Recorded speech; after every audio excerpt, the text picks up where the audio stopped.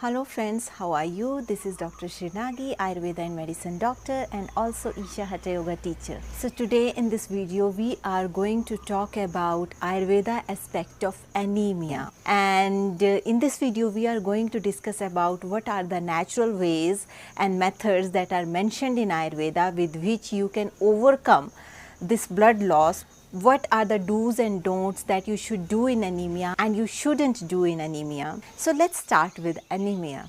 In Ayurveda, there is a disease that's been mentioned as Pandu. Pandu means that is something pale, or Pandu is a pollen. It's a color of pollen of specific flower that the name of that flower is Ketki.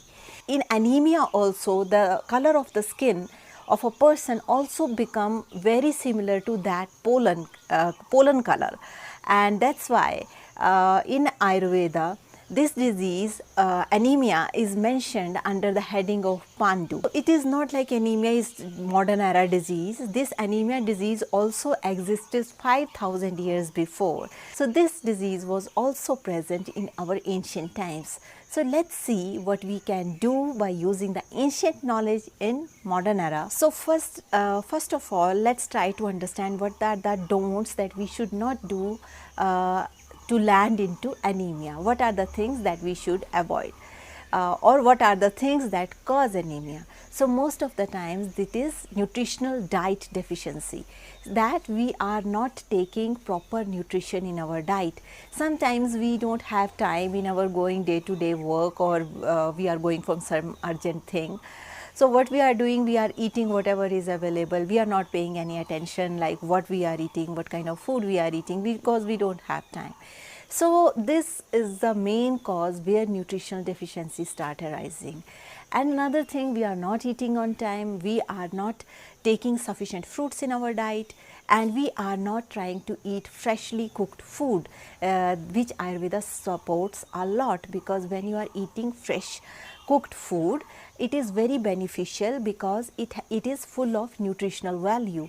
But if you start eating old cooked food that is been stored in refrigerator for 10 days or 5 days, then definitely it will start losing its nutritional value. And when it starts losing its nutritional value, definitely all these fruits, vegetables and all these grains, they also contain iron content in them, and all the nutrients, all these minerals start going out. And then if this kind of food you are taking, that is not much nutritious.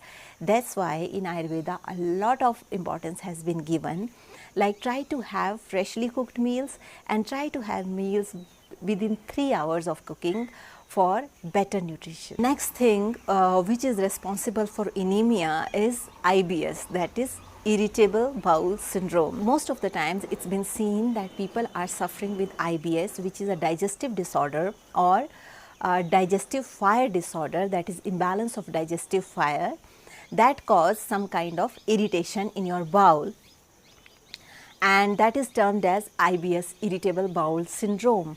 And it is not only connected with your digestive fire. This digestive fire mostly has connection in your mind. Many times it's been seen the people who are mentally disturbed and especially suffering with anxiety, neurosis or some kind of depression, they are having more probability of IBS or irritable bowel syndrome. Or sometimes for long time, if you are eating white flour for a long time, then also in some cases who have weak digestion, it cause IBS. So one thing what you can do for IBS, there can be many reasons for IBS. The best thing you consult Ayurveda doctor, because in Ayurveda a lot of herbs, a lot of rasayans, a lot of things are there that can help with IBS. But are there simple things which everybody can do, that is you try to add fruits and vegetables to your diet. That is extremely beneficial for you, especially for IBS patients, because for IBS patients it becomes very difficult to digest meat products and milk products. So you try to include fruits in your diet. That will be extremely beneficial for you. Sometimes this thing also happen, like women, if they suffer heavy periods, that also lead to anemia, and sometimes they just ignore it because they they don't pay attention like why this heavy period is happening. Sometimes it is because of fibroids, or sometimes because of some uterine problem, and after these heavy periods they also suffer with severe anemia. So it is very, very important that you pay attention, like if you are feeling a lot of weakness, if you are feeling a lot of pallor, it is high time that you see like maybe it is because of anemia.